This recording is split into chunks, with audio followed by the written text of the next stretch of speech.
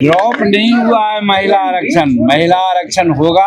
ये हमारे नरेंद्र मोदी जी का संकल्प है, कोई भी नहीं रोक सकता है। लेकिन कांग्रेस के मन में एक कूड़ा भर गया था, एक गंदगी भर गई थी कि डिलिमिटेशन करके ज्यादा से ज्यादा महिलाओं का सीट बीजेपी के लोग ले लेंगे। अपमान किया है महिलाओं का, इसका जजमेंट महिला करेगी भारत की। तेजस्वी यादव ने सवाल उठाया, कहा है कि एनडीए में आपका कोई बात नहीं सुनता है। तेजस्वी यादव ने कहा अब तेजस्वी यादव कुछ भी कर सकते हैं, हम भी करते हैं कि हमारी बात नहीं सुनी जाती है। आज कॉमन स्कूलिंग सिस्टम को लेकर आपने मांग की है, क्या कुछ कहेंगे सर? क्या कॉमन स्कूलिंग सिस्टम को लेकर मांग की? कॉमन स्कूलिंग सिस्टम, हम सबको शिक्षा एक समान।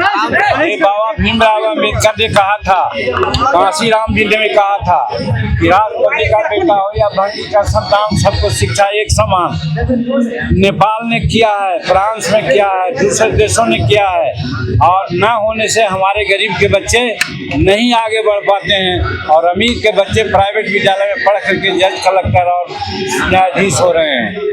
इसीलिए ये बहुत जरूरी है कि कॉमन स्कूलिंग सिस्टम हो और हर बच्चे जो हैं गरीब के और अमीर के एक स्कूल में 6 बरस के बाद पढ़ें, तो प्राइवेट नाम की कोई यहाँ शिक्षण संस्थान नहीं होनी चाहिए। आपने समीक्षा की जिस तरीके से शराबबंदी को लेकर मांग की, तेजस्वी यादव ने कहा है अभी 2 दिन हुआ ही है स्वराज जी को आए हुए, अब उनसे अभी क्या अपेक्षा करेंगे? वो देख रहे हैं, समझ रहे हैं, वो आवश्यकता को समझ करके जरूर एक्शन लेंगे। लेकिन तेजस्वी यादव ने सवाल उठाया, कहा है कि एनडीए में आपका कोई बात नहीं सुनता है। तेजस्वी यादव ने कहा अब तेजस्वी यादव कुछ भी कर सकते हैं, हम भी करते हैं कि हमारी बात नहीं सुनी जाती है। अब क्या कहिएगा इसको?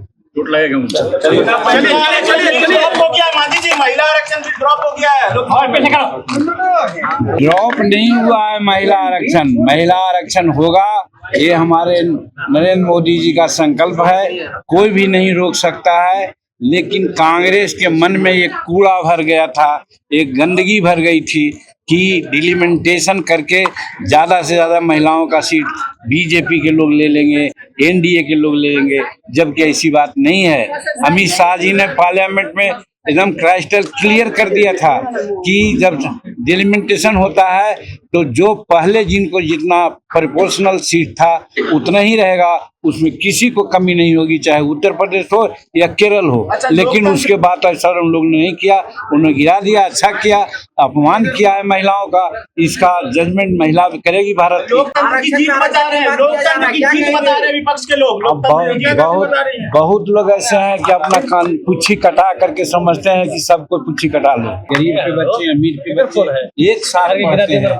यहाँ ऐसा नहीं है कि अमीर के बच्चे चाहे जीतन मांझी का बेटा क्यों न हो, वो डॉन बॉस्को में अपना बेटा को पढ़ाया। लेकिन यहाँ 99% हमारे भुइयां और मुसहर के बच्चे हैं जो गांव घर के स्कूल में भी पढ़ने नहीं जाते हैं, मौका नहीं मिलता है। इसलिए सबको शिक्षा आवश्यक होनी चाहिए और सबको समान शिक्षा होनी चाहिए। और उसका नजीर अभी हाल में नेपाल ने किया है।